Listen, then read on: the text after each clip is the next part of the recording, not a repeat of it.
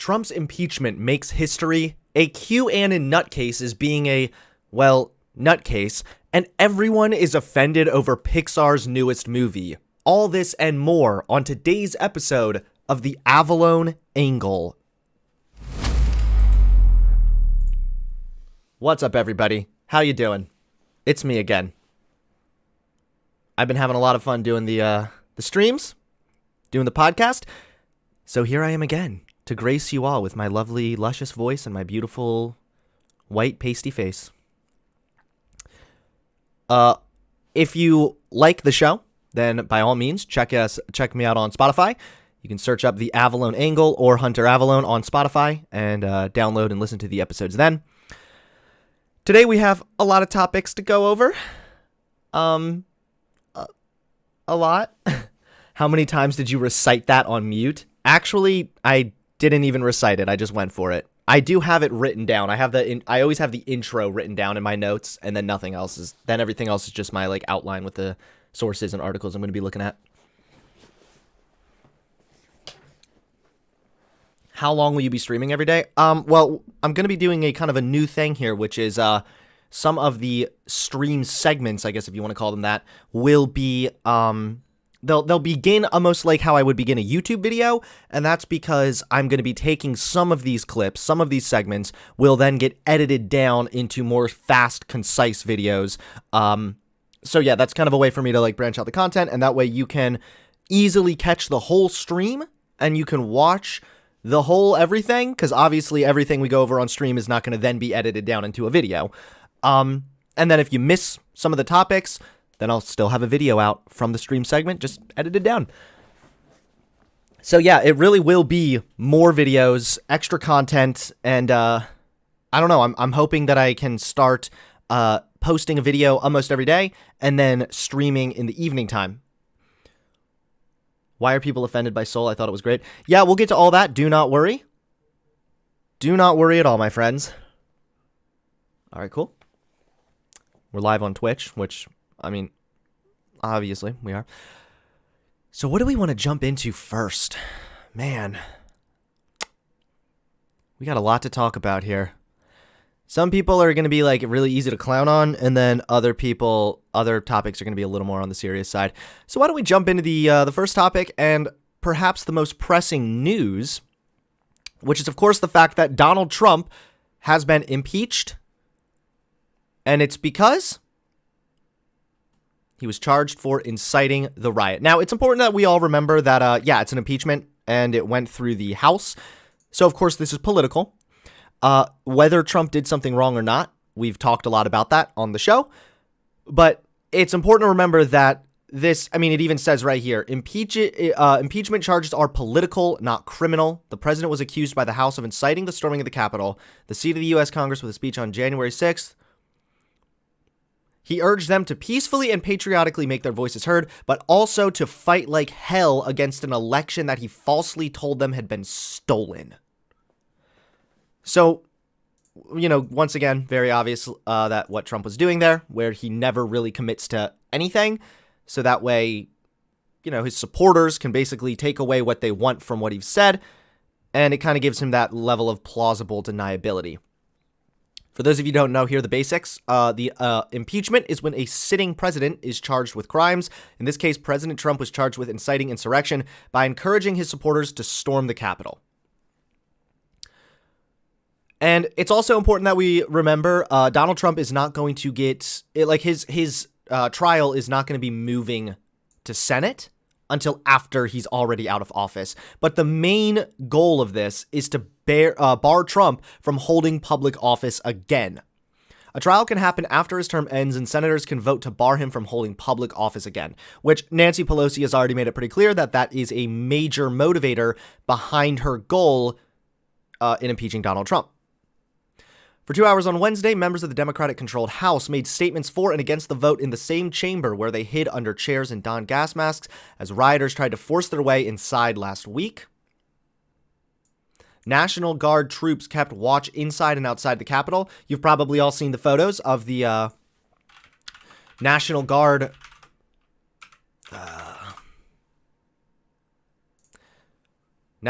asleep members of the National Guard take a rest in the U.S. Capitol in Washington, D.C., and they were here because of the expected vote on Donald Trump's impeachment. They weren't sure if they should anticipate more violence or not. Thankfully, didn't seem like anything like that happened this time. But yeah, pretty harrowing image, I guess. A lot of National Guard people there. Seemed like they had a lot more this time than when they were actually getting fucking rioted, but okay. House Speaker Nancy Pelosi, a Democrat, said on the floor, the President of the United States incited this insurrection, this armed rebellion against our common country. He must go. He is a clear and present danger to the nation that we all love. So yeah, really all this means is that now this trial is going to move to the Senate, and they can further decide on the consequences. We do know that McConnell is also reportedly pleased with the fact that Trump is being impeached. And McConnell also said he doesn't really want to get into it until after Trump is out of office. He just wants to have there to be a smooth transition, and then he can kind of worry about going through all this bullshit and going after Trump and everything. You know, let's be clear. Fuck McConnell. Mitch McConnell is a huge piece of shit. But hey, at least he did something that I guess is like somewhat decent. Donald Trump has also released a video statement. In the House on Wednesday, Mr. Trump called on his followers to remain peaceful without mentioning his impeachment. It's funny how when Trump doesn't have his Twitter, he is just, everything sounds so much more professional. Like this video he posted, it was so obvious he didn't write that. Someone gave it to him and was like, this is going to be the best move for PR. Read this. Be honest. We're not going to go over the whole video. Most of you have probably already seen it. But yeah, Donald Trump did say violence and vandalism have no place in our country. No true supporter of mine would ever endorse political violence, he said. Okay. Again, I think that it's good that what he's doing here. I think that this is the responsible move. I like that Donald Trump seems to be taking a much more proactive approach this time, and he's making it very clear to his supporters that political violence is not an option and something that he doesn't approve of. However, it is a little bit too late. This is good, but it's just a little late still. Like the insurrection and coup attempt kind of already happened. But no, I'm not at all afraid to admit when Donald Trump has done something right, and absolutely this is the right move for him. I'm glad that he is urging his supporters to act peacefully and patriotically, make their voices heard, but also this was for my bad. This was actually for the incitement. This was the incitement quote. He urged them to peacefully and patriotically make their voices heard, but also to fight like hell. Right. They're going to give me the incursion of the U.S. Capitol struck at the very heart of our republic. It angered and appalled millions of Americans across the political spectrum. I want to be very clear. I unequivocally condemn the violence that we saw last week. Violence and vandalism. You can tell when he's reading something too. And all right. We're not going to really make fun of this too much because there's not really a lot to make fun of. Like it's, again, Donald Trump is doing the right thing here. Violence and vandalism have absolutely no place in our country and no place in our movement. Mob violence goes against everything I believe in and everything our movement stands for. No true supporter of mine could ever endorse political violence. Push X to doubt. But okay. I'm glad to see Donald Trump is doing this. I think this is, a good thing. Being proactive, not being afraid to now condemn the violence. Okay. I mean, I'm glad he's doing it. I just wish that we could have seen this kind of behavior before it was far too late. But Donald Trump did make history as being the first president in U.S. history to be impeached twice. Over one term. So that's pretty fucking insane.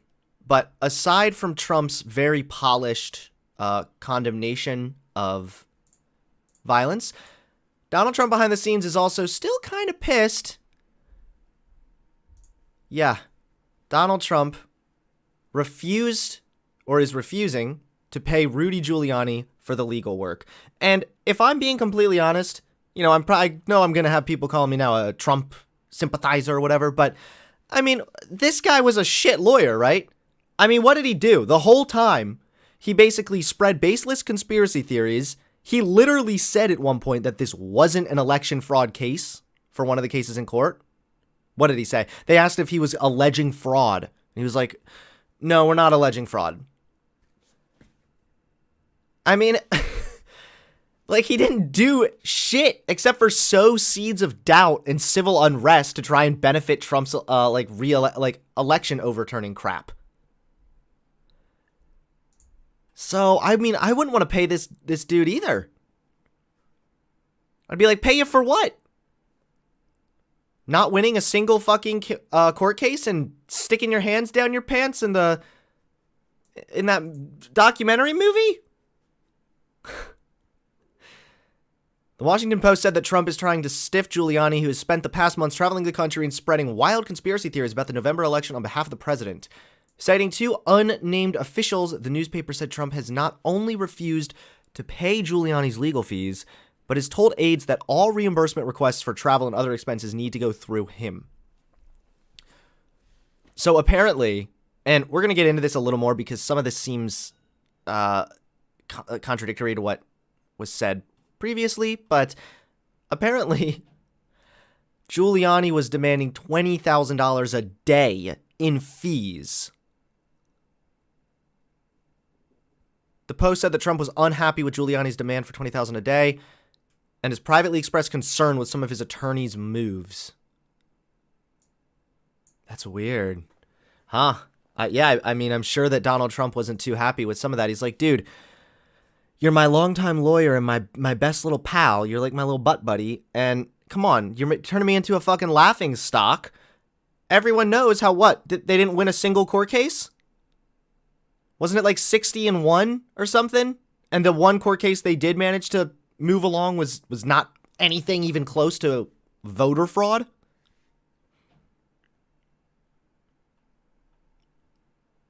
Trump has instructed aides not to pay Giuliani's legal fees, two officials said. I hate when it's like this, so, I mean, we should always be really skeptical about this. I don't really like when it's just an unnamed source has said. It never seems as substantial, and it kind of sounds like just hearsay.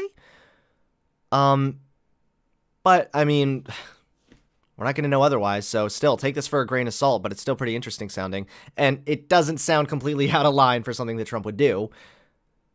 And then Giuliani in November said, I never asked for $20,000. The arrangement is we'll work it out at the end. That's a really bad arrangement. And for a lawyer, like, that just goes to show what a shitty-ass lawyer Giuliani is. I'm not even a fucking lawyer.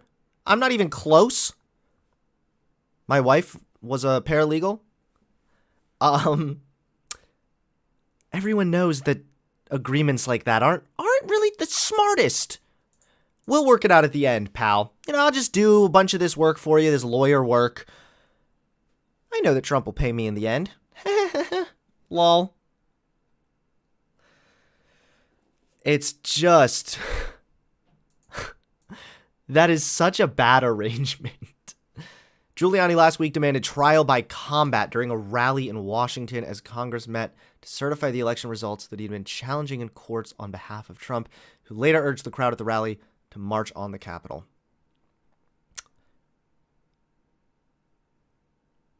Man.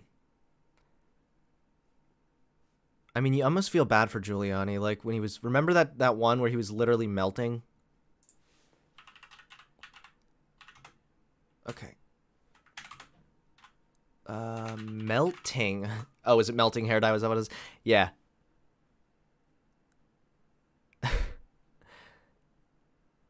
What was even melting here in this picture? He's spewing so much shit, it's even just coming out of his hair. Election fraud. The election was overturned. We need to overturn the election. Trump's the rightful winner. The Kraken! Just shit spewing. It literally looks like shit on the side of his head there, especially in this picture. What kind of color would run down your face when you're sweating? Okay, wait, is this actually going to answer it? Something like this is the $8 to $15 range. Yeah, that's weird. You like welcome everybody, the makeup channel. Over today on the Avalon Angle, we're going to be talking about today the Avalon Angle has become the Avalon Contour. And we're going to learn about what makeup, what type of fucking hair dye would melt. I have never heard of this before.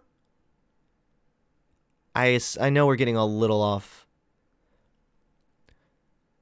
Would this be the kind of thing you'd buy at a drugstore? This is not something that I've seen on my clients. The only product I can think of that offer a color payoff in addition to a styling component are gray products that you see at the drugstore of darker gels. As far as the higher ends. So was it actually hair dye or was it something else? I think there's a stigma of getting older and maybe not being taken as seriously. I mean, that might be why he wanted to care about his gray hair. Huh. All right. Well, thank you to, who was this? Wow. We just learned this from a 17 magazine thing. Wow. I feel myself just like devolving into a basic white girl right now. And I already kind of like Starbucks and frappe. So you know what? We should get out of this. All right, cool. Well, we learned that's enough of Avalon Contour for the day. Let's get back to the news now. So yeah, Trump's stiffing Giuliani, allegedly, based on what some sources say. Oh, he's really skeptical of that. But hope you guys work it out. They are longtime friends. You know, you hate to see two friends become frenemies. Beefing. Oh, shit. The white girl's rubbing off on me. We got to get to the next topic. Just a shout out to all the viewers. Thank you for tuning in. If you want to help support the channel, you can throw something into the super chat. Your message will be read live and responded to. And I'm offering a new bonus. That's right. Woo! Because the people that have been tuning in, Twitch gang, what's up? Lucifer the Wolf, how you doing? I appreciate your support. If you put a $5 or more super chat into the YouTube chat and you include your Twitter @ or your Instagram @ I will follow you back at the end of the stream. Just thought, I feel like that's the least I can do for you guys being so supportive. So I really, really appreciate it. Why so skeptical of sources? I'm skeptical of when it's like two sources close to the president said, and especially when there's no more information on who these sources are. I think that that's open to a lot of error and misinterpretation.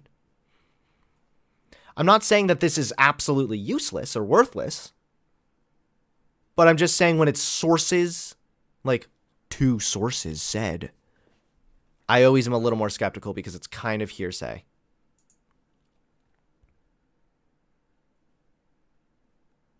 I didn't know he was streaming on Twitch too. Hell yeah, Porter the guy, what's up? Of course we're on Twitch.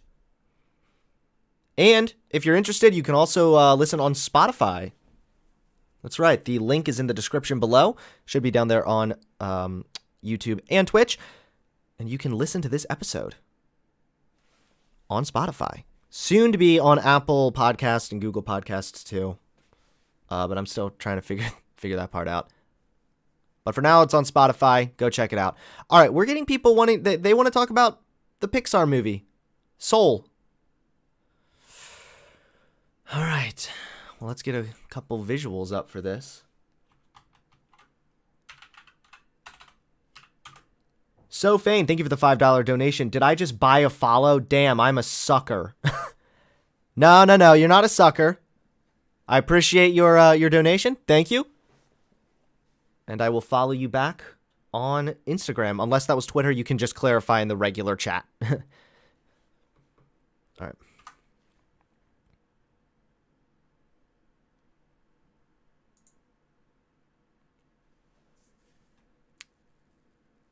Okay.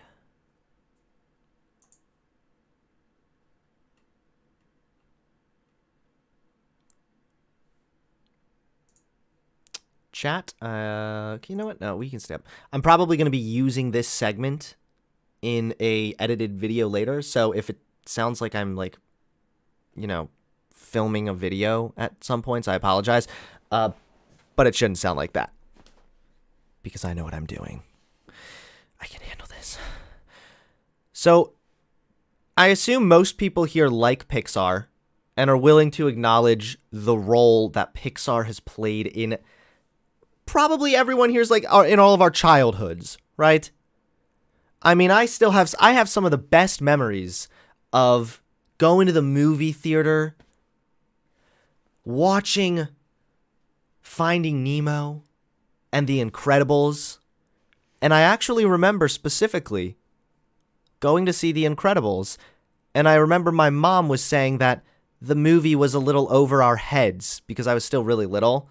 And what she meant by that, obviously, was that when I was little, I didn't understand the whole nuanced plot with the whole, like, tension between the husband and wife and everything.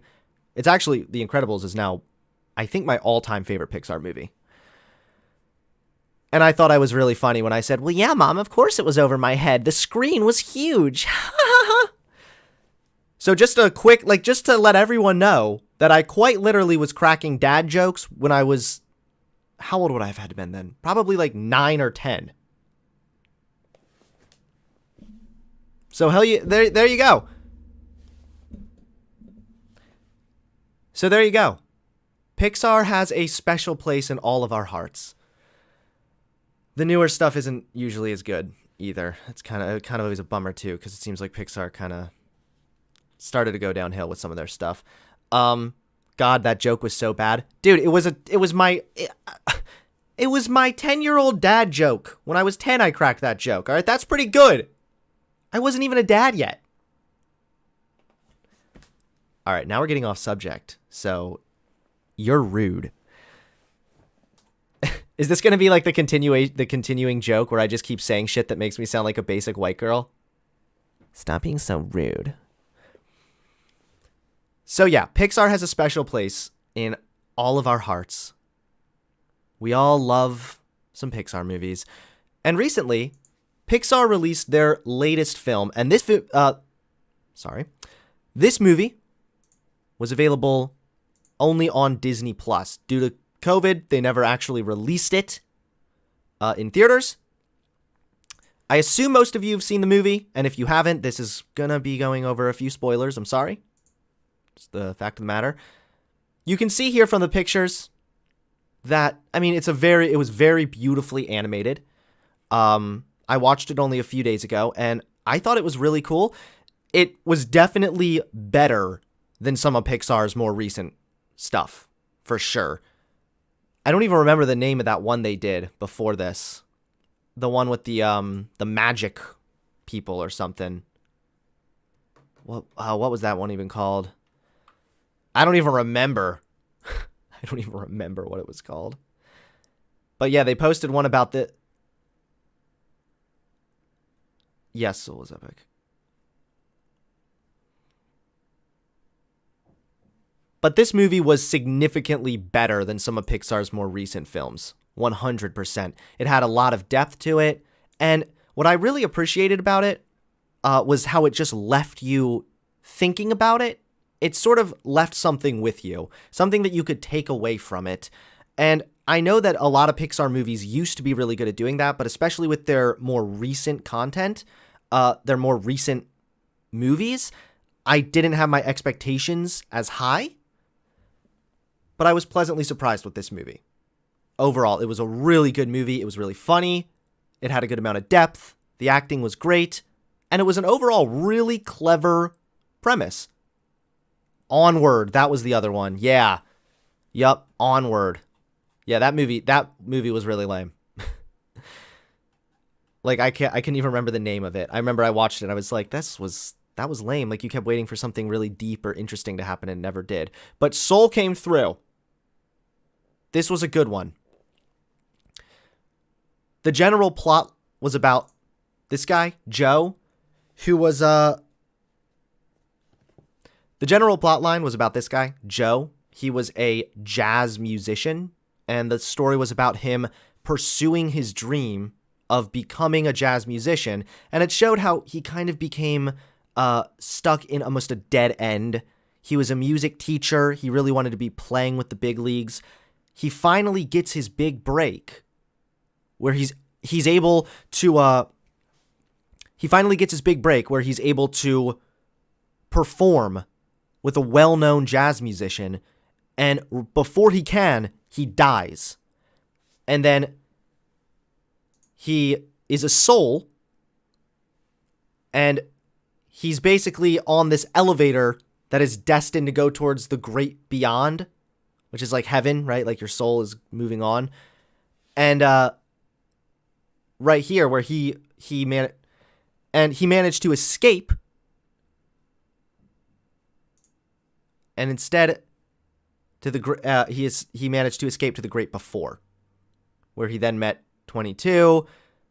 And it was, there was a really funny segment where they go back in, like, their souls go back, and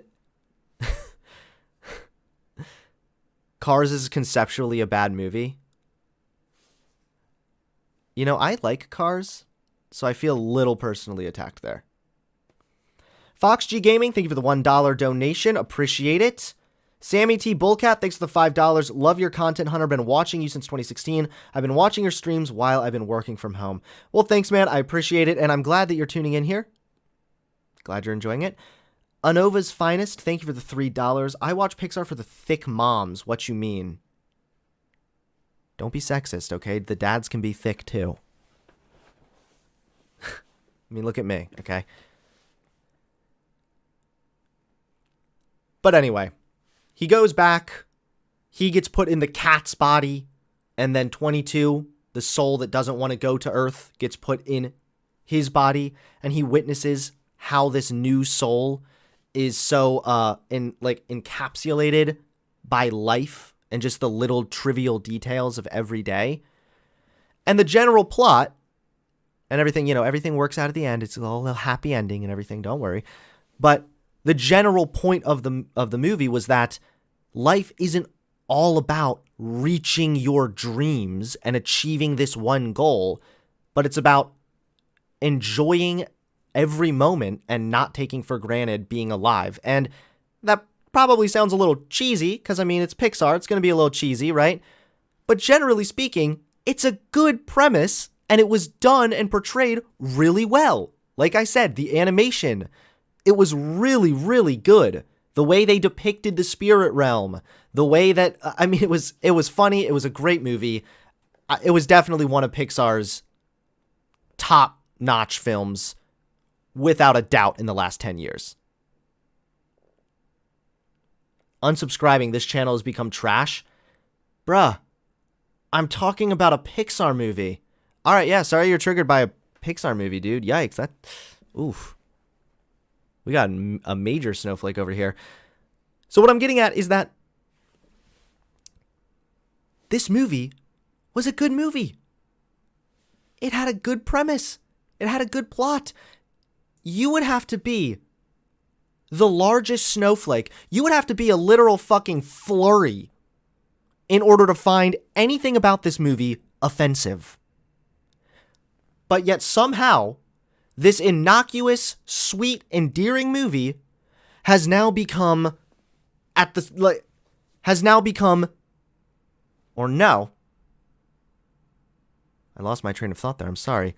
It is now in the midst of controversy. And somehow, this movie managed to piss off the left and the right.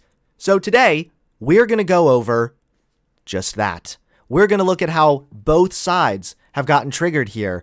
And when I say the right, I should be a little more specific. I'm talking about the religious right. One guy was very triggered about how they portrayed the spirit world or some weird shit. And then we're also going to look over an article where an unironic woke-tard is claiming the movie is, yep, you guessed it, ladies and gentlemen, racist. It's people like this that ruin shit for people like me. Because now when I get up here and I say, yo, did you hear about this guy? He said something really racist. People are like, oh, right, racism? Right, like how the movie Soul was racist. Everything's racist with you people. So literally, like, I'm not afraid to say that, and I'll show you the article here to be more specific.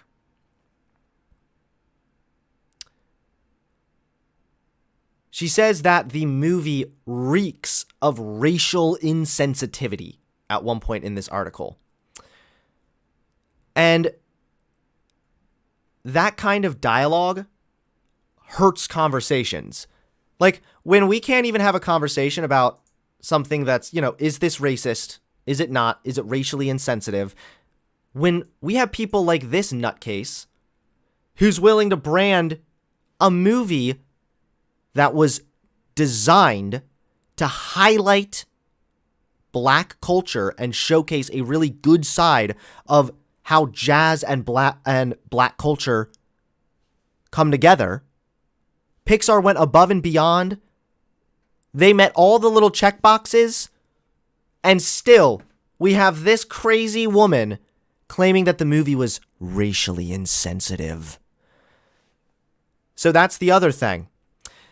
Not only was the animation really good and the story was really well put together and the acting was great, but the movie was also put together to showcase some really good sides of black culture, particularly the way that jazz and black culture are together. Well, no, it's more particularly how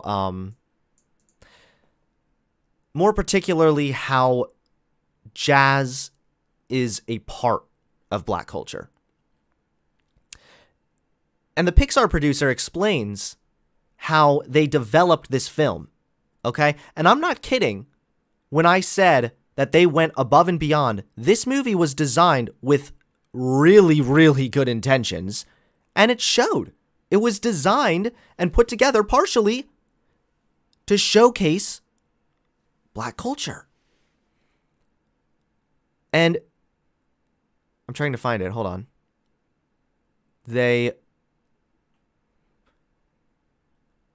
Let's see. They basically go into detail about how, listen to this. The director and the producer also relied on Pixar's internal culture trust, a team of black Pixar employees who consulted on the film to ensure authenticity and how the film portrayed black characters and their experiences. Doesn't that sound like something that, the woke left would be totally pumped about? And you know what? You don't even have to be woke left about this, because I think that representation is really important in our media, because media is a way of normalizing certain things. But I know there's going to be people watching that probably think this sounds a little cringy, maybe, that you're like, we have to ask our... But I think this was all done with very good intentions, obviously. They were going above and beyond, doing what they felt was best to ensure the authenticity on how the film portrayed black characters and experiences. So these people, the internal culture trust included the script coordinator, animators, and I think that's commendable. I think that's good. Joe Gardner is our first African-American lead, and with that comes a community that is very much like one-to-one of mine. This is one of the animators who animated Joe's mother. They remind me so much of my own aunties. I mean, this is cool. This is really cool, and this is a great way of showcasing representation, I think, in a way that's not cringy. Like, this wasn't just like they just stuck a gay person in at the last minute or something and tried to make it into like a statement or something. So it's hard for me to understand how someone who would be on the more woke side of the left could take offense to this. Because to me, this sounds like they're doing everything right. They went above and beyond to have black people play a role in the animation, the writing, the acting. They tried so hard to offer this authentic representation of black culture. And then we have this woman, this nutcase, who decided that she's going to look at it in the most uncharitable and woke scoldy way imaginable so that she can get triggered about a otherwise harmless and arguably beneficial movie. There are, of course, massive spoilers ahead, but we're going to look through this. I wasn't sure if I liked Soul, Pixar's latest film, up until the final scene. This isn't easy to say. I'm a big Disney fan and went into Soul expecting great things, but when watching the film, I felt like the studio had taken a few steps backward after the release of Disney's 2018 blockbuster, Black Panther. So already we have a serious fucking problem here. I mean, come on. Like, Disney's Black Panther, you're like, yeah, it didn't seem as quite as good of black representation compared to, say, Disney's Black Panther. The Disney owns Marvel, but these are separate. Okay. Well, we're in for some top-notch, some big brain takes right now. Okay. Can you try to even make a little bit of a better comparison? Marvel's superhero movie, which by the way is owned by Disney, was a lot better than Pixar's newest PG-rated animated film, which by the way is also owned by Disney. Like, come on. Soul introduces Pixar's first black lead, a music teacher who belongs to a jazz musician. It follows Joe as the down-on-his-luck music teacher. It follows as the down-on-his-luck music teacher gets a big break at a jazz club. As he prepares for the gig, his life is cut shockingly short. We watch as Joe, who wants nothing more than to get his life back, to live out his dream. He's paired with a bratty, unborn soul, who's played by Tina Fey. And she has the ability to go to Earth, but she doesn't want to go. She doesn't see the point of living. And they are getting into some spoilers here. But yeah, at the end, Joe essentially realized... Well, no, it was actually more like Joe was going to give his opportunity to go back to Earth to 22 so that she could go back to Earth permanently. And he did, but then he was given a second chance to go back to Earth. And from there, he decided he was going to live his life to the absolute fullest. We don't need to get into too many details because if you haven't seen it yet, you should still watch it. So... right here, she says, Soul is set to sacrifice its black lead so a white woman can go live out her life on Earth. Just so we know, this is coming from Insider.com. I triple checked to make sure this was not a parody. I even looked into the author's other work just to make sure, is she like a parody writer? Is this a joke? What do you mean? The souls don't have a race. So now she's saying it's a problem because since they're played by a black person, or are we really, does she realize how stupid that is? Oh man, I didn't like when so I guess you can never show in a movie, like if a black person and a white person are sword fighting and then the white person wins. Do we have a problem? Look, we got a sword right here.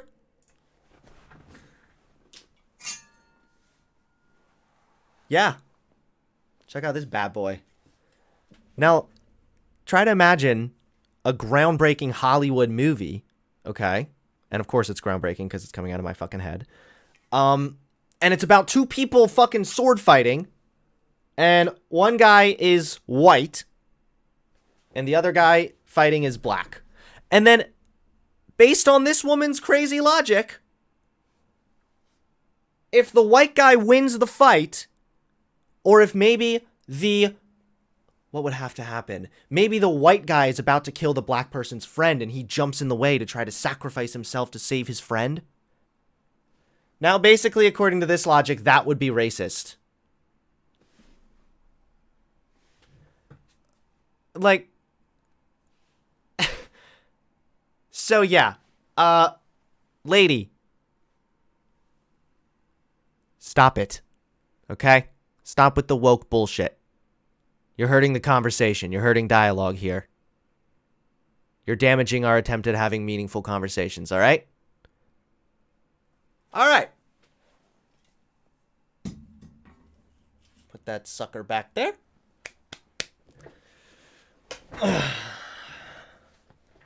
Where did that sword come from? Okay.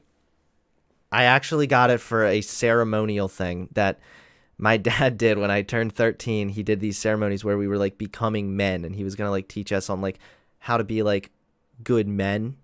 And actually a lot of the stuff he taught me was really, really cool and really based.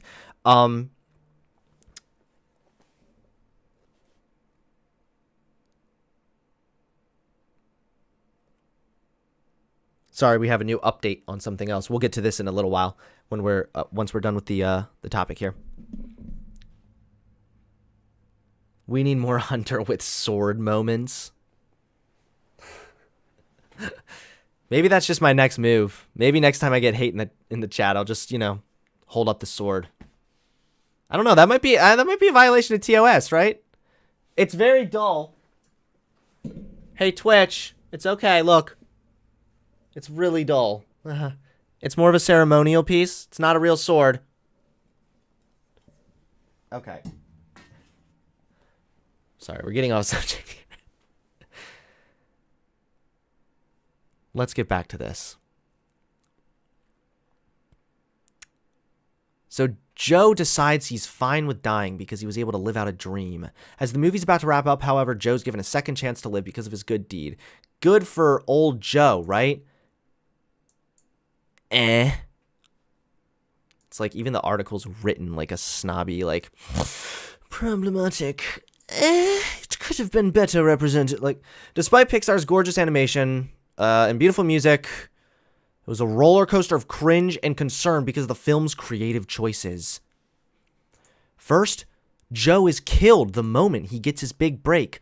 Within the first 10 minutes of the film. What kind of message does that send to young children watching this film who see themselves in Joe?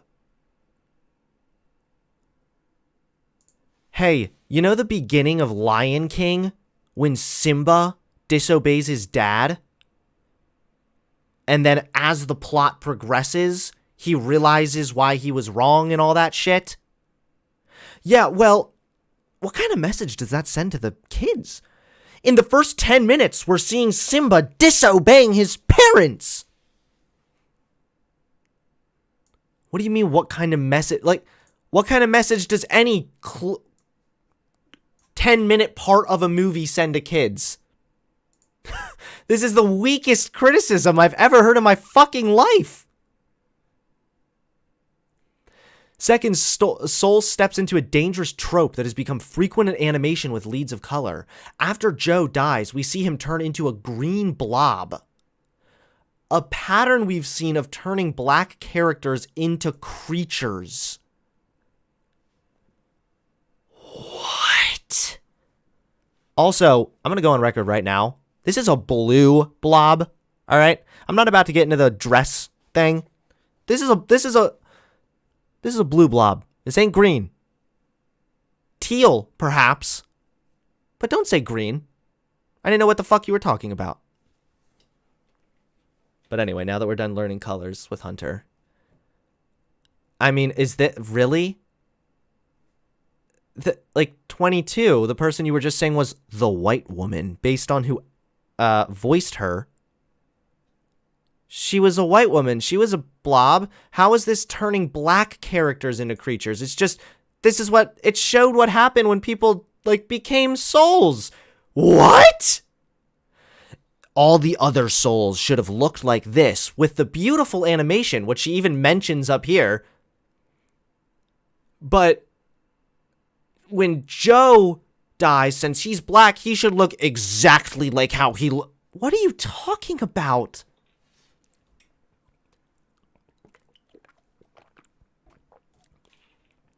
She goes on to say, it doesn't help that Soul nearly became a white savior movie.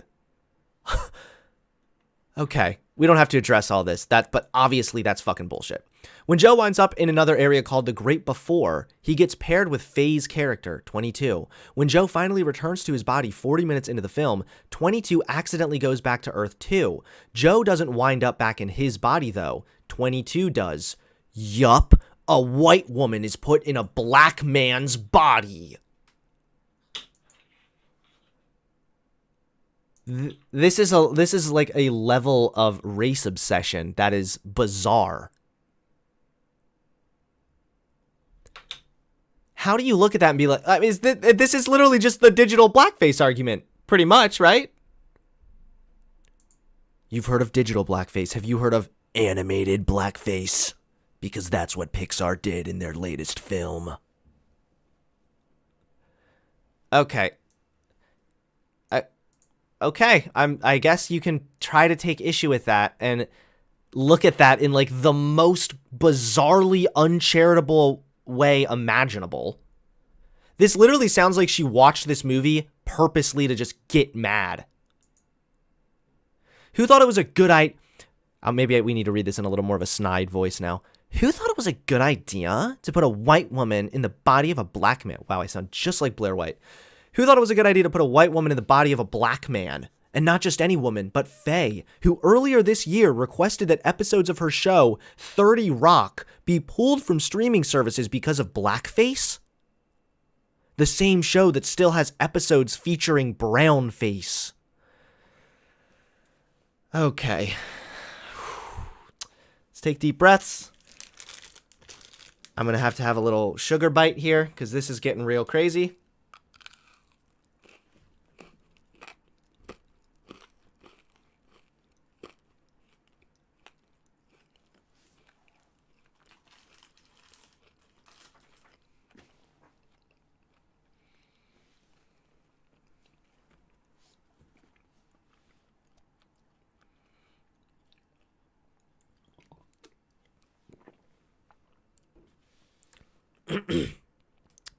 So basically what she's doing is just like trying to draw connections here.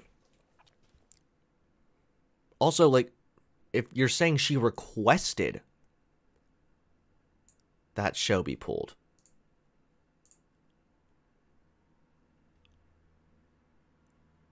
this is literally just a comedian that did something that has become, well, I still think I actually don't think that, like, blackface is not particularly funny, especially when you know the history behind that shit. But I mean, so she did blackface or brownface for a movie, and then she later, when it became even more socially unacceptable than it already was, I guess, she then wanted to pull the episodes. I mean, so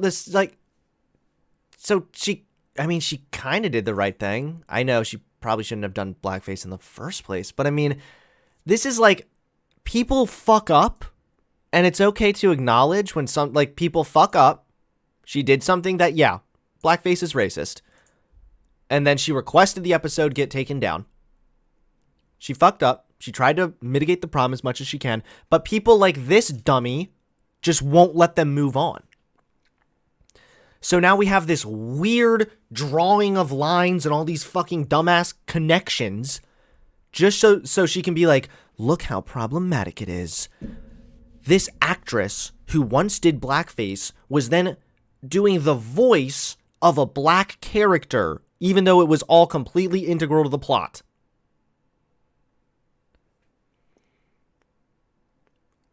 Predictably, 22 eventually leaves Earth so Joe can continue living. It raises another question. Why does a dying black man have to help a white woman live? Again, like, she is seeing race where there is not race. There's not race in the spirit world. Why did the teal spirit almost sacrifice himself for the light bluish greenish spirit? I mean, come on. Why does a dying black man have to help a white woman live? I have a hunch that this last bit came from some of the doctor's personal experience after he told Insider. Did you mean director?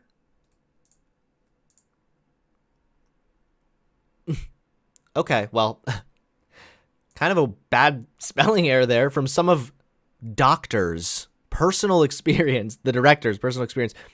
After he told Insider the inspiration for Soul came after feeling a lack of satisfaction with the success of Inside Out. Okay, I literally fail to see how that's problematic in any way. That's not all. There are other cringeworthy moments. Oh boy, brace yourselves. It happens when someone goes searching for Joe on Earth, knowing he's trying to cheat death. A character mistakes another black man for Joe and traumatizes him. That's actually not what happened in the movie, just to be clear. As best as I remember it, Joe was walking and the person was waiting to catch, or the spirit, what was it even called? The spirit searching for Joe who cheated death. He just got someone else because someone else was walking where Joe would have been walking. It wasn't like he mixed up another black person. That's not even what happened. Being mistaken for another black person simply because they're the same race is a common microaggression. Now, actually, I don't know why they have to use these little cringy microaggression. All right, shut up. But being mistaken, yeah, black people being like told that they look the same kind of shit, that, of course, that's racist. But that's not what happened here. Yes, I know Pixar brought in a brain trust and added the talented Kemp Powers. Yeah, like she's even like, yeah, I recognize how they went above and beyond to do all this shit right, but there was some stuff that I was able to interpret really uncharitably, so it's still offensive and not good enough. What a cuck. Perhaps Pixar tapped a black director. So she does talk about some of the stuff that she liked about the film. Talks about the animation, talks about how it has a positive message. We've gone over that. We know it had a positive message. And then she even doubles down and goes full, like if you don't think she's crazy sounding yet, she goes full fucking blown right here. And also, this isn't even an opinion piece. Like, I just cannot stress enough. This is not a parody. This is not an opinion piece. This is not a parody. This is not an opinion piece. She talks about how Soul is sitting at 97% on Rotten Tomatoes. With so many other critics enjoying this film, why wasn't I? And here it is. Why do you think it is, huh? Perhaps Soul had such positive reviews because of the majority of the 33 critics who reviewed the film early from October to November. Don't say it. Don't say it. Listed on the review aggregator are... No, please don't say it. Don't do it. White.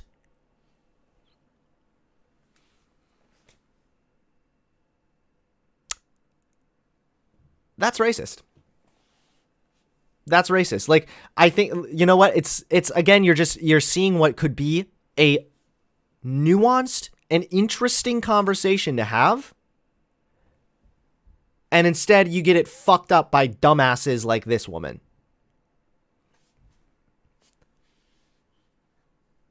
For her to say that, well, the reviews were probably just good because white people saw it and just thought it was... What are you talking about?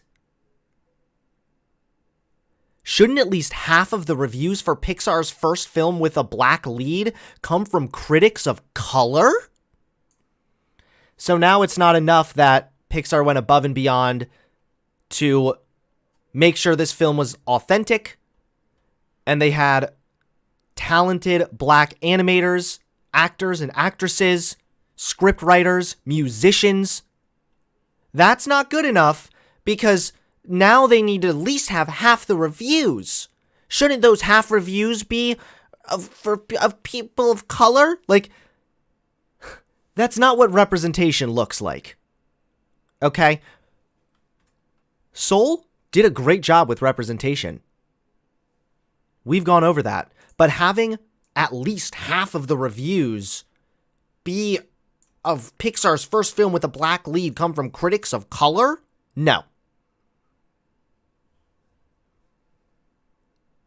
If you want, like, more black people can by all means write a review, but this is also like white savior shit. It's so funny because look, up here, Wait, where does she say it? Yeah, it doesn't help that Soul nearly became a white savior movie.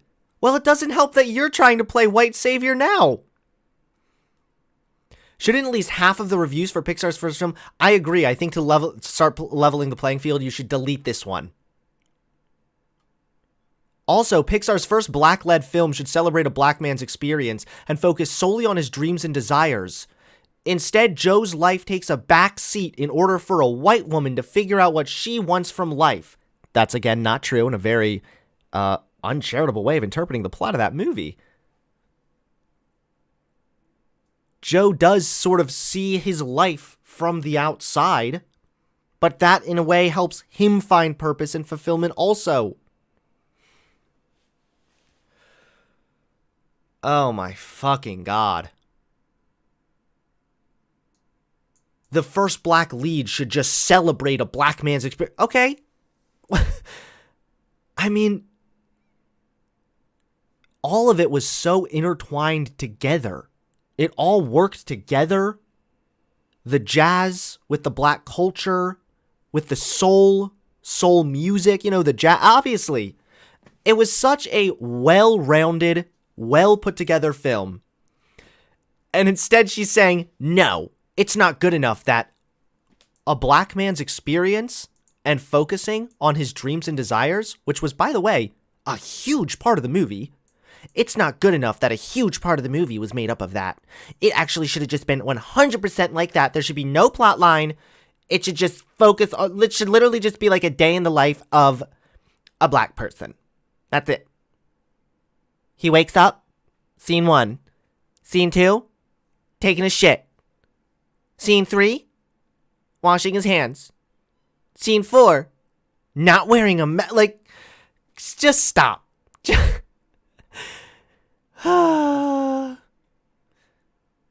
If that doesn't speak more about our society, I don't know what does. Your article, your fucking dipshit review, unironically speaks much more about our society than your horrendously uncharitable and two-dimensional takeaway from this film. Would I want to watch Soul with a child on Christmas morning? Only if you want to have some long conversations about death, the meaning of life, and a little bit of white privilege afterwards. Man, that is taking the cake right there. That is some of the, unironic woke-tard shit. Might as well be satire at this point. Believe me, I checked. I looked into her other work also, just to make sure this was a legitimate film review. Review by Kristen Acuna. She's a correspondent. Yep, covering TV, movies, and theme parks.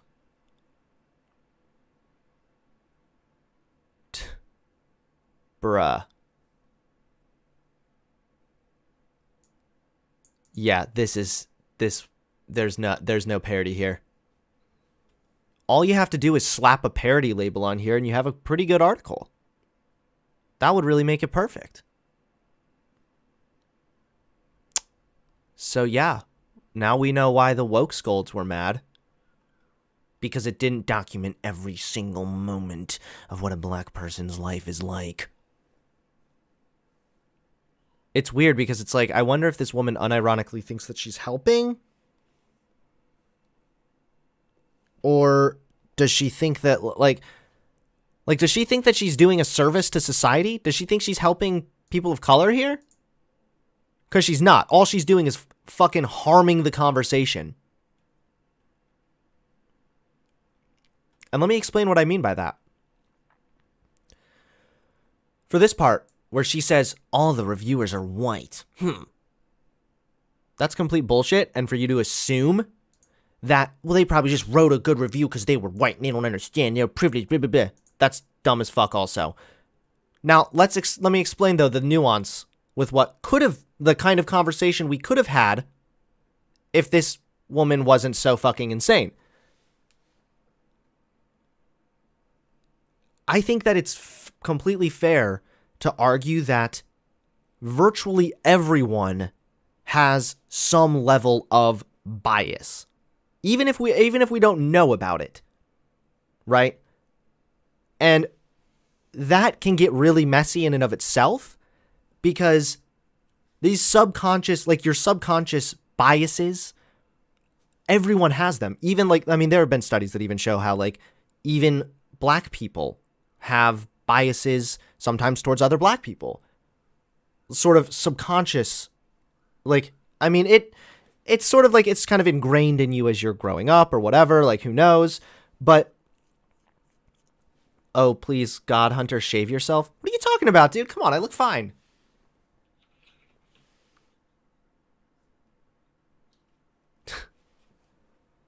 But you can have a conversation about subconscious bias and how does that affect certain things. And there is a conversation to be had there when it comes to our criminal justice system, for example. Because there have been studies that show that people and sometimes people on juries have a subconscious racial bias. It's not to say that they're these evil racists that are bad people that need to be condemned, but rather it's about recognizing that and figuring out how we can mitigate that, because there have been studies that show jurors and the way their subconscious bias reflects the decisions they make. And there was a mock jury set up, and it was shown how even with they had black people, white people making up this mock jury, and it measured how when the picture that they showed of the suspect, the darker the skin, the more likely the jury was to rate that person suspicious or guilty. So what do you take away from that? You don't take away, well, all white people are just really racist, so they're probably just biased towards black people. Fuck the whiteys, right? No. You fix that by recognizing that subconscious bias exists, and then you focus on solutions that mitigate that. Now, that's kind of vague, I know. But my general point here is really just on how, she took this sort of concept of subconscious bias and then extrapolated that into assuming that, well, the 33 critics who reviewed the film early were white, so they probably just thought it was good. It's just so dumb, and it just harms an otherwise meaningful, nuanced, and interesting conversation that's also really important to happen. I mean, it should be concerning to all of us that there are studies showing how subconscious bias can affect the sentencing of Americans. I wouldn't want to be in a situation where I was worried that it doesn't mean that everyone there is fucking racist, but just subconsciously, there's a conversation to be had there, and it's not to be had in the way that this dumbass put it. Simple as that.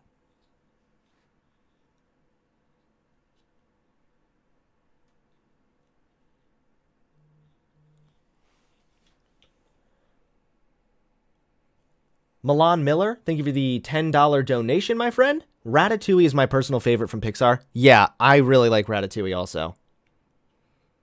Carissa helped me find a new appreciation for that movie. He goes on to say, my favorite animated film of all time, though, is Megamind, which was made by DreamWorks.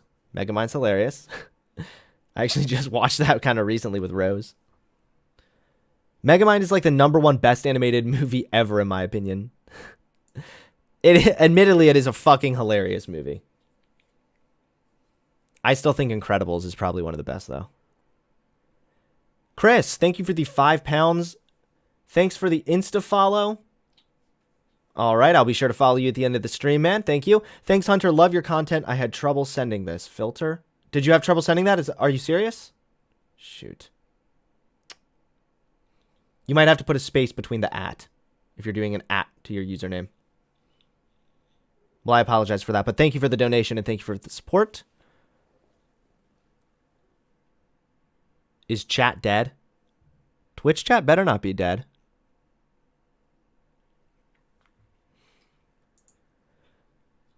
But it doesn't stop there. Because the lady... Well, no, let me start that over. Hold on. But it doesn't stop there. Because that lady... It doesn't stop there. Okay. We have the other side of the coin. This time... What's going on, everybody? Sorry.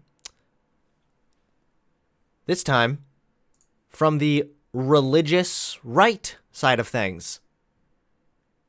This is uploaded by Marcus Rogers, someone I've never heard of before until I saw this freaking dumb review. And you have people down in the comments that are totally agreeing with this guy. But let's go ahead and watch. Because I have a feeling, based on the few clips I've seen, that we're going to hear some pretty stupid criticisms of a really good movie. That's right, Soul. I'm going to bat for you, buddy. What's going on, everybody? So I want to talk about this movie Soul that I just watched with my kids. We're usually very careful with the things that we watch, and we... Whoa. You watched that movie with your children? Yikes. And so I kind of wanted to just see this one more out of curiosity than anything. I don't really watch too many movies. I watch a lot of old TV, Cosby shows, stuff like that. But I want to talk about this because it's so clear to me. Now, some of you might not agree. I'm watching the movie and I'm just taking notes. And then obviously I talk to my kids about it afterwards. You know, this guy, he's black. We're not gonna judge parenting decisions there because that can lead to good conversations if you want to do stuff like that. But can we just get let's get to the point. Really, and I guess that's the big reason I wanted to watch it the most. Honestly, they had the Disney animation, the black characters, you know, and it just, you know, it looked cool. It was interesting, and so I wanted to check it out. All right, so we're watching it, and in the beginning of the movie, the guy dies, and then his soul is like floating into the great, you know, beyond or whatever. And there's no, you know, mention of God or anything like that, which I already wasn't expecting. That I kind of just wanted to see where they were going with it. But the part that really was like bothering me is when he kind of fell off of that path. So he was on this path and there was like a great light and all the people had died that were headed to that great light. And somehow he escaped and he fell in this other place where apparently the souls begin. And they dictate to those young souls, you know, what they're going to be, what their personality is going to be, and then they send them to Earth. So right there, they're putting that argument, you know, you're born this way, right? So you know, before your soul ever hit your body, this is just who you are. We made you this way. You were born this way. You can't help it, right? And the beings that they had in there that were... Okay. There's literally, you have to be uncharitable to the movie and look at it in a really deep and like meticulous way to take that away. I mean, is this like an argument against, is like you're born like that, like gay people, how they're, he never really specified. You can't help it, right? And the beings... I mean, if you're talking, I assume he's talking about gay people, right? Because that's their argument, that they're born like that. You were born this way, you can't help it, right? And the beings... I don't know, but I mean, gay people are born gay. So even if they did like interpret it that way, even if that was what they were getting at, then that would be correct. So sorry that you're hurt by reality so far. They had in there that were telling these souls, you know, what they were going to be. They were like half male, half female, like a bluish pink color. Half of the body was drawn like a female, half of the body was drawn like a male. Again, no. What are you? What? What body was? Hold on. What is he talking about here? Half of the body was drawn like a female, half like a bluish pink color. Half of the body was drawn. Is he talking about these people right here? These things? Or these things? That's, by the way, what he's talking about here. Some looked like a male? Huh?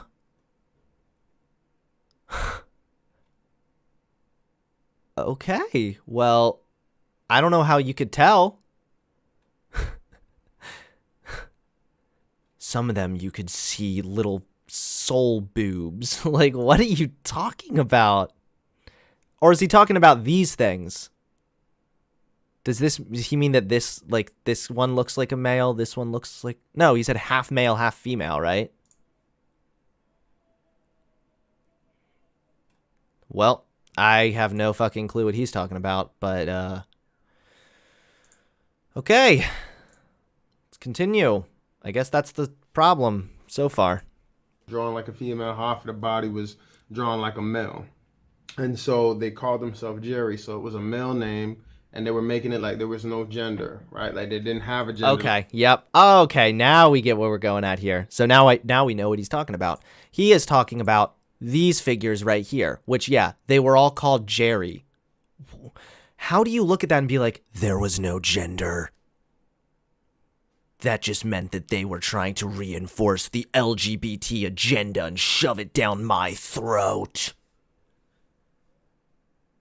How do you take that away from this?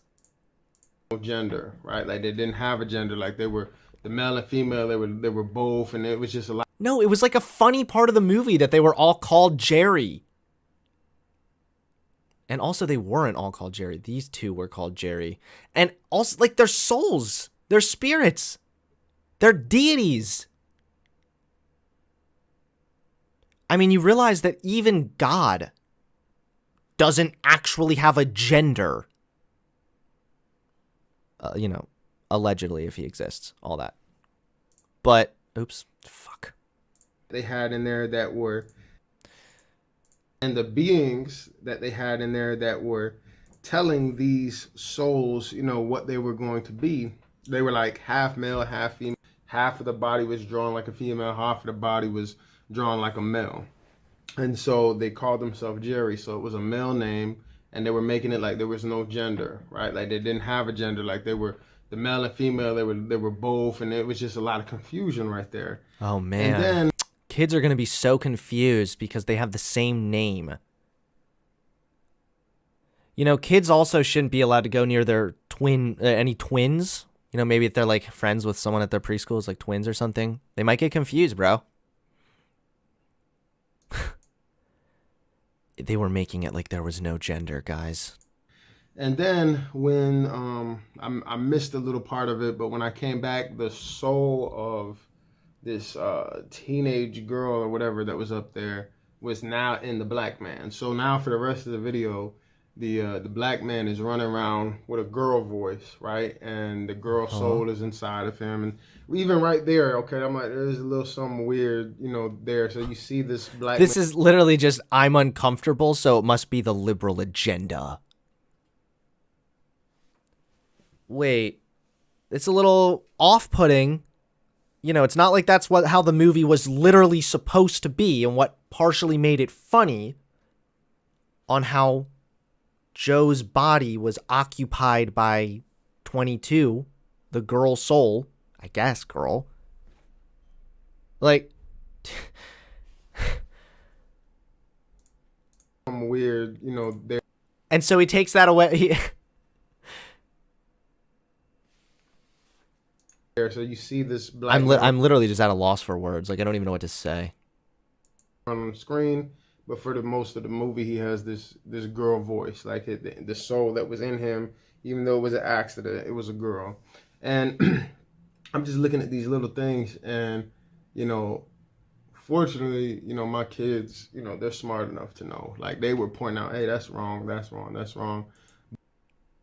Great. So you're raising a bunch of little snitches. No, I'm kidding. But what are you talking about? Just because there was a girl voice, that was part of the plot. We're pointing out, hey, that's wrong. It's funny because both the woke-tard response and the conserva Christian-tard response, they both rely on being super uncharitable. That's wrong. That's wrong. But to a lot of kids that don't know any better, that don't have anybody to teach them or guard them, you just watch stuff like this and you think, oh, this is just entertainment. And it's like these little messages are being put in their head, and they're like, you know, oh, well, this is what a soul is, and a soul doesn't have no, and it's like in their subconscious. Okay, well, hold on. Yeah, like, of course, certain things that kids see on TV can influence how they might picture what it is like to be a soul, sure. But to take that and then extrapolate into, no, they're going to see that. They're going to see the movie, and then they're going to see the part where they both had the same name, and you couldn't really tell if they were a boy or a girl. You know, the spirits, the two-dimensional spirits? And then there was a guy with a girl voice. I bet it's okay to be gay.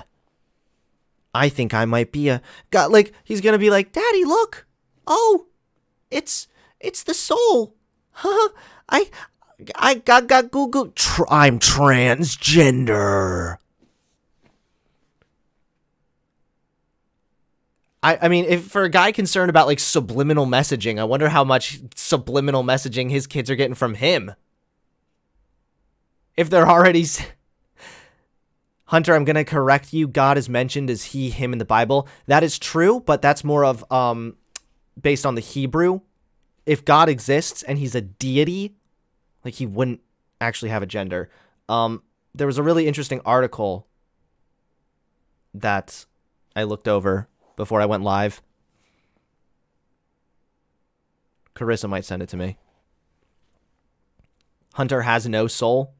You're damn right. So you heard it from this guy. Subliminal messaging from Pixar designed to brainwash your children into being gay. And there's really people out there. I even really believe, that there's people who make these movies with that kind of stuff in mind. And, I'm sure you believe a lot of things, buddy. And even if they did make it with that in mind, like, you know what? We can actually validate some of his claims, even if we want to. Let's say that he did. Maybe he's right. Maybe they were like, yeah, and it might be a good way to normalize, like, that gender. Sometimes the lines are blurred there. So who gives a fuck? That's literally true. That's like, that would be factually correct. So then what you kind of get down to is you're more scared of you want to shield your kids from reality. Kids, they're smart enough to know. People out there, I even really believe movies with that kind of stuff in mind. And, they've had conspiracy theories and things for years, which I don't. So this isn't subconscious messaging, yet unconscious bias is real? No, movies can have subconscious messaging, and movies can also, of course, influence how kids think about certain things. But to take these stupid, minuscule little details and extrapolate these liberal agendas out of them, and then believe that that's subliminally messaging to the kids, that it's like the LGBT agenda or something, yeah, that's dumb as fuck.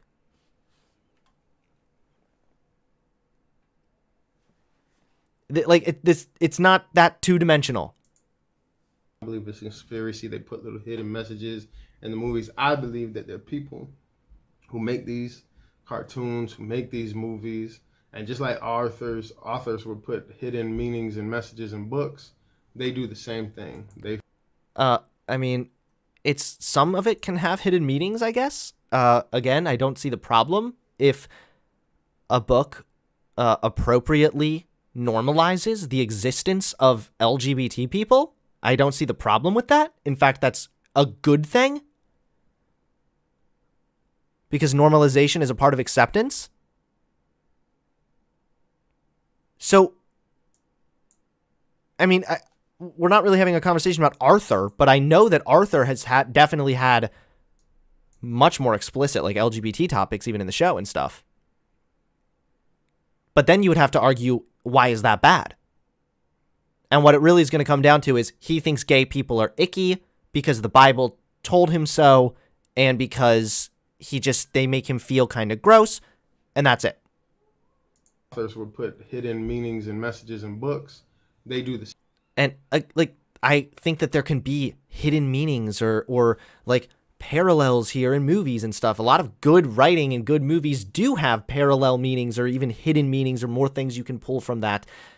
But again, the meaning that you're supposed to pull from that is not, there is no gender, LGBT brainwashing.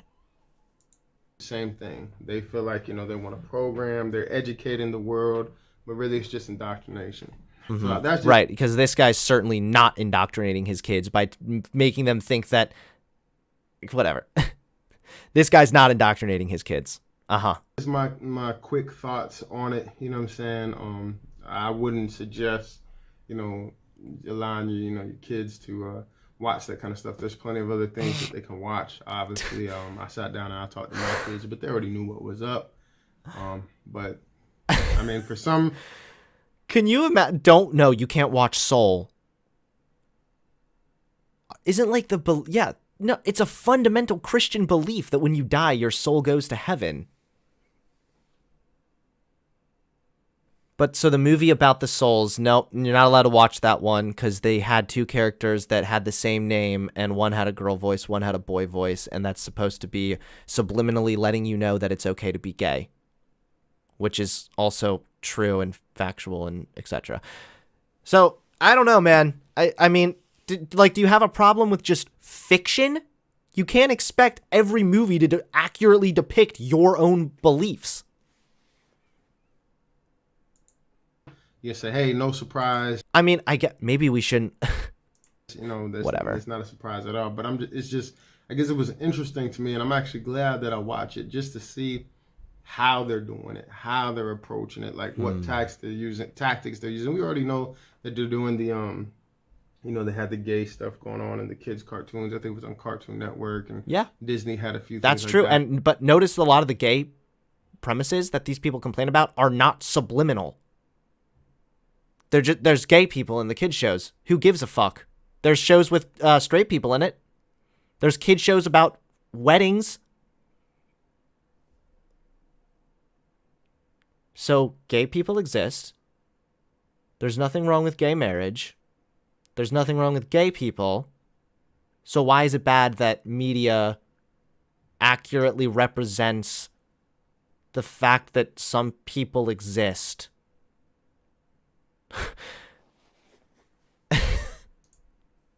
In there, the kids look up to the superheroes, so they try to make the superheroes have the that whole LGBTQ thing going on. So it's a lot of really just hidden messages. Yeah, right. Kids look up to the LGBT thing. That's why if there's ever kids that are actually maybe gay themselves or LGBT themselves, they shouldn't have any representation or any way to feel like their existence is even validated in any way, right? What are you fucking saying right now? This is just gay people make me uncomfortable, and so I don't want to have to see it on TV. You can make the literally identical arguments 50, 60, 70 years ago. I don't want to see black people on my screen. It makes me uncomfortable. Like, you could literally do the exact same shit. So it's a lot of really just hidden messages. And the lesson in the of all of this is that you just got to be very aware of what your kids are watching, what they're looking at, especially when they have such access to tablets, phones, and all other kinds of entertainment. You got to be involved. You got to be checking, and you got to see where their mind is at and things like that. Love you guys. Be blessed. Be encouraged in Jesus' name. I don't feel very blessed or encouraged in Jesus' name. Well, there you guys have it. Disney Pixar's newest movie has managed to somehow trigger the worst aspects of all sides. It's absolutely glorious. And even more of a reason why you should check out I was going to say check out the movie, but then that's just going to sound like a fucking sponsorship at this point. So no, if you want to watch it, fine. But it doesn't, I don't care. Pixar, if you want me to promote this explicitly, we can talk. But there you guys have it. Disney Pixar. It's either racist or it's subliminally brainwashing your children to be gay. Cool.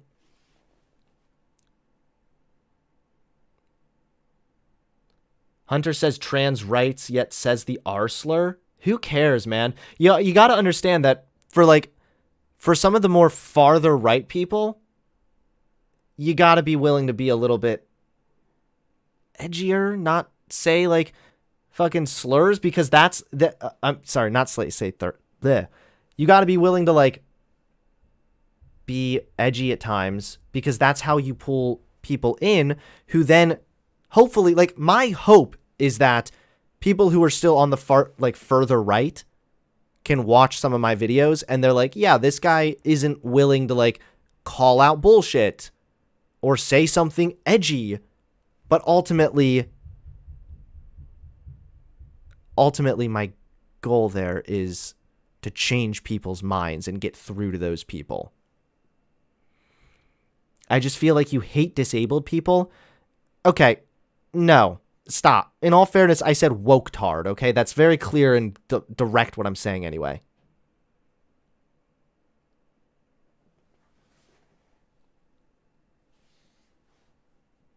So, stop, all right? Come on. I have absolutely nothing against disabled people.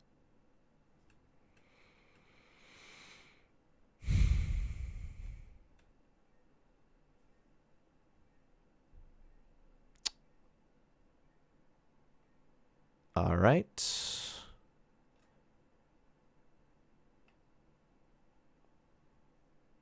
I think I'm going to have to cut today's stream short. Hold on one second. We're going to have a really quick brief intermission. 1 minute here.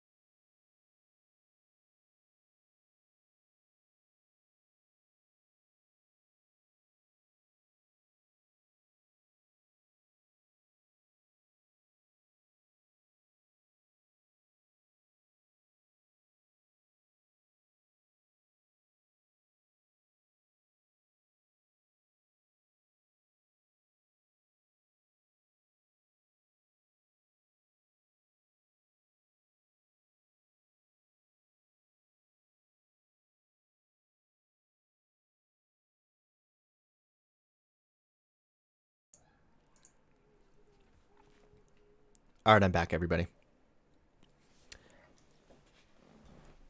Because we're going to go over one more topic today.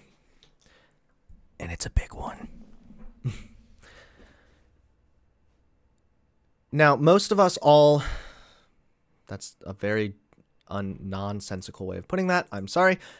Most of us have a family member or a friend or someone we know who is essentially just like a crazy uncle, right? Like they sound like a crazy uncle.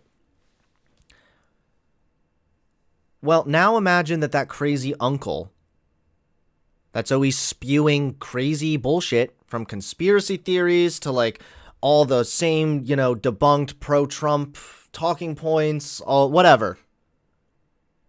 Try and imagine that crazy uncle is actually your crazy aunt, and she's a congresswoman.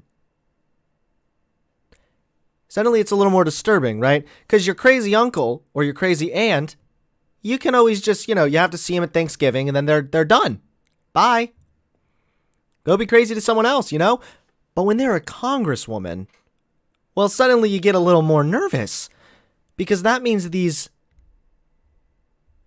psycho has a bit of power. Now, most of you have probably heard of this woman, Marjorie Taylor Greene. She made history last year, becoming the first open QAnon supporter to win the Georgia primary.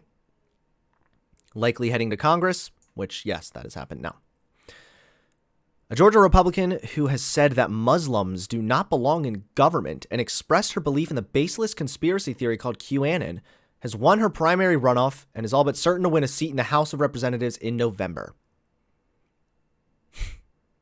She won 57% of the vote in Georgia's heavily Republican 14th congressional district. Damn. Trump called this lady a future Republican star. That's always nice. And this woman is like, she is the whole 9 yards. We have the QAnon bullshit. We have the voter fraud bullshit. We have the not wearing masks bullshit. It's all there. And you're looking at a elected representative, my friends. Now, this woman recently made headlines, not only for being a complete nutcase, and how anyone takes seriously, beyond me, but she made headlines because she informed the world that she is going to file articles of impeachment against Joe Biden on his first day in office. Now, a freshman congresswoman, Marjorie Taylor Greene, went out on Twitter and said that she was planning to file articles of impeachment against Joe Biden for abuse of power as soon as he is sworn in. What is she talking about? Is she talking about the Hunter Biden thing? Doesn't impeachment can...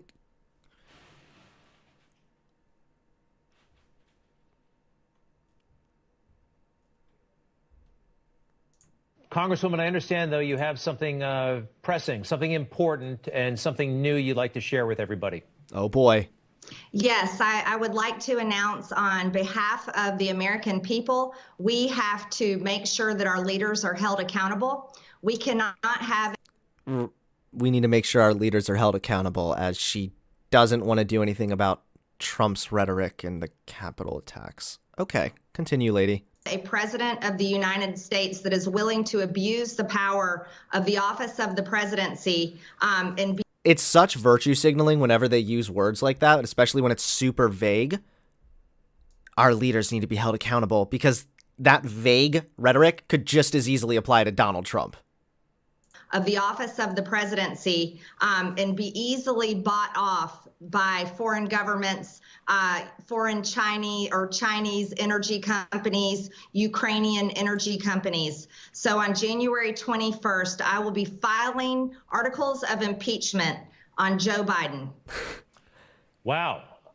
Articles of impeachment on Joe Biden on his first full day as president. Classic. It's basically just because they impeached Trump, now I'm going to impeach you back. Ha! And I think this is because of all the bullshit Joe Biden Ukraine conspiracy crap.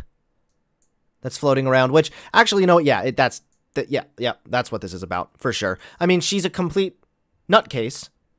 If she is a fucking QAnon supporter, no doubt about it that she believes these other bullshit conspiracies anyway. Also, this is just not how impeachment works.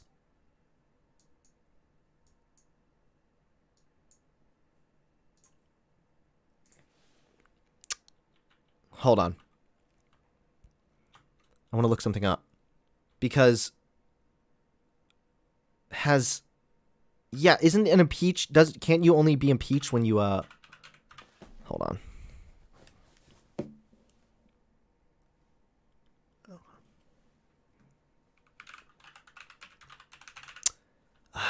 It's like, what's the qualifications? Can you even be impeached if you're not a president?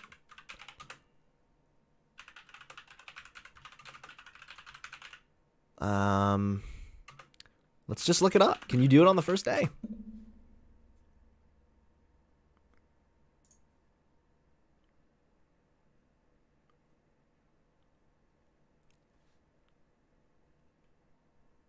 I meant to look into all this before I went live, and I apologize, but I kind of forgot. So I want to, like,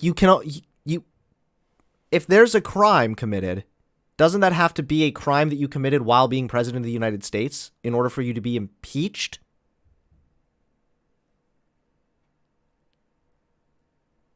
Like, the impeachable offense has to be committed from in office, right?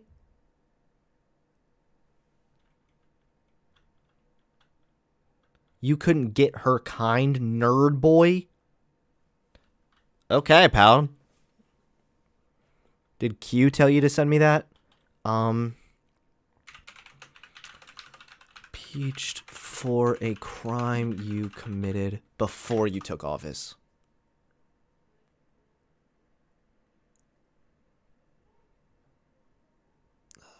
Let's see.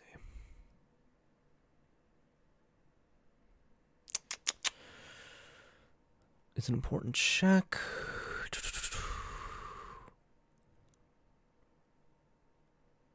I want to see if, like, a claim, I mean, the claim like that is obviously bullshit. Man,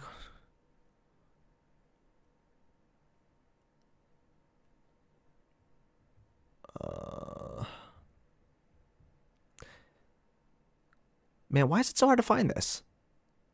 This tool is inherited from Congress's power of impeachment. Congress has most notably employed the impeachment tool against the president and federal judges.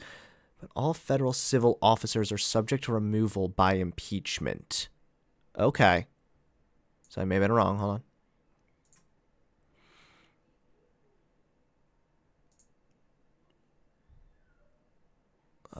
Let's see. Sorry, I know this is kind of boring. I'm almost done, I promise.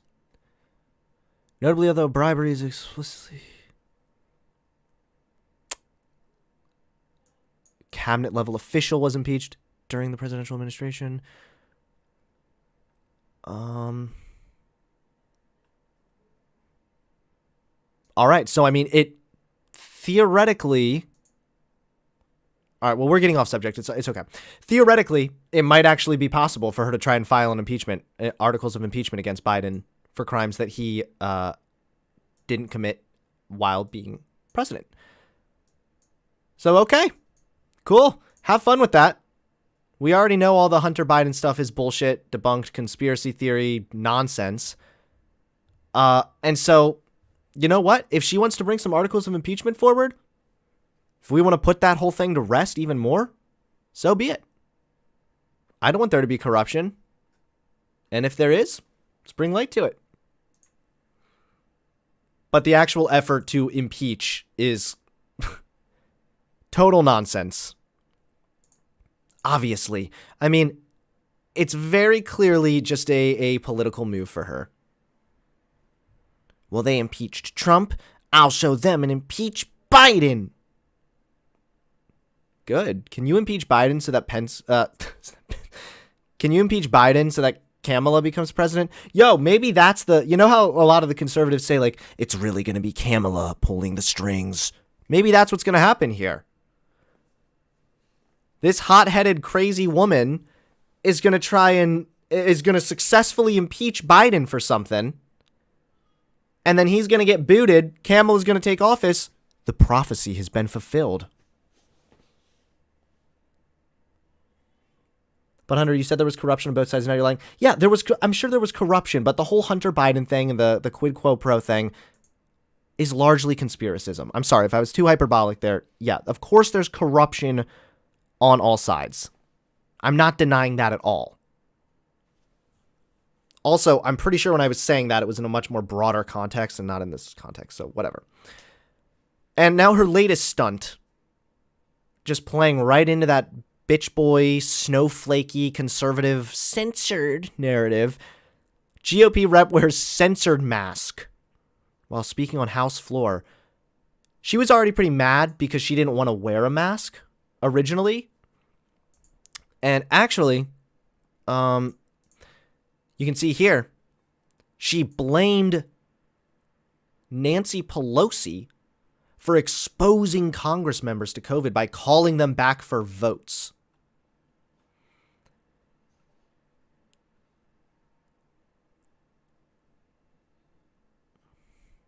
She says, healthy people do not spread COVID.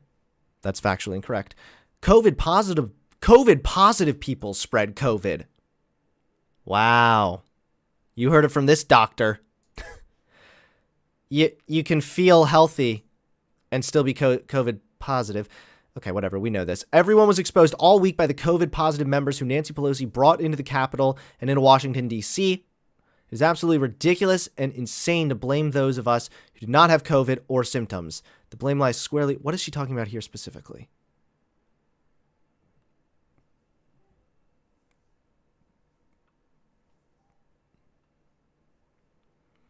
I mean, this woman's brain is just like mush filled with misinformation. And so Speaker Pelosi essentially made it so that you would be fined a fuck ton of money. I think it was like $600 for a first offense and then $2,000 for a second offense if you don't wear a mask. So, I mean, she was like, yeah, I mean, my donors aren't going to cover that much. So she decided to make this big pussy ass move and wear a censored mask. And I really like how this article's written because it's all factual, but it's also very eye-opening. Let's read it together. Representative Marjorie Taylor Greene from Georgia, who's repeatedly refused to wear a mask on the House floor, including last week before the Capitol riots, showed up for Wednesday's vote wearing a mask that said the word censored on it. She then delivered a speech that aired on multiple news outlets. This is so, like, this happens so many times with the conservative censorship narrative. Like PragerU on their channel with 2 million subscribers, we're being censored. This girl on live TV, a congresswoman, her speech airing on multiple news outlets, I'm being censored. I even saw everyone's favorite shill, Sydney Watson, recently post about how YouTube makes it she literally unironically said, YouTube makes it almost impossible for conservatives to grow. So thanks everybody for helping me reach 500,000 subscribers. Like, do you hear yourself speak, people? So long story short, this woman is thirsty for attention. She's lame. She's filled with misinfo. And now she's going to try to make a big spectacle and a big political move by filing some baseless impeachment thing against Joe Biden. Good luck, lady. Good luck. I'm sure Q will come through and help you out. Well, everybody, thanks for watching. Hope you enjoyed. And if you're listening on Spotify, thank you for listening on Spotify, because that means you are especially awesome. Thanks, everyone, for tuning in. Thank you to everybody who donated. I will be sure to follow you people back on Instagram. Thank you.